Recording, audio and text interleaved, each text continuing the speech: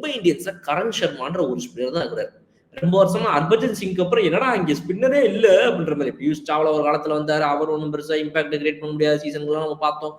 இந்த ஸ்பின்னரே பெருசா அமைய மாட்டேங்குதுன்ற பிரச்சனை அங்க இருக்குது. மிச்சல் சாண்ட்னரை வாங்கி வச்சீங்களே, ப்ராப்பரா எதுவும் பயன்படுத்துறீங்களா, அதனால ஏதாவது உபயோகமா இருக்குதா அப்படின்னா அவர் ஓரளவுக்கு மானத்தை காப்பாற்றக்கூடிய விஷயங்களை பார்த்து கொடுப்பாருன்ற நிலைமை இருக்குது. பட் ஆனா ரைட் ஆர்ம் ஸ்பின்னரா அவங்களுக்கு வேற யாருமே இல்லை. கரண் சர்மாவுடைய பெஸ்ட் இல்லாதனால மேபி இவங்க ரவிச்சந்திரன் அஸ்வின் பக்கம் கண்ணை திருப்பலாம்.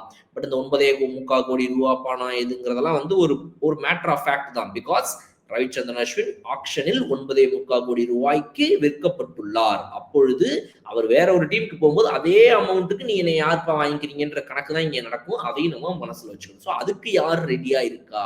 நீ நல்லா விளையாடல போன சீசன், இருந்தாலும் நான் உன்னை இவ்வளவு கோடி ரூபாய்க்கு என் பணத்தை ஆளை போட்டு உன்கிட்ட நான் ட்ரேட் பண்ணிக்கிறேன்னு தயாராகிற டீம்ஸ் யாரு, அதை நம்ம பார்க்கணும். ஸோ மேபி ஒன் டீம் நல்லா விளாடலப்பா, என் டீம் நல்லா விளாட பாரு நம்பிக்கை யாராவது வாங்கிக்கலாம். அது அடுத்த விஷயம்.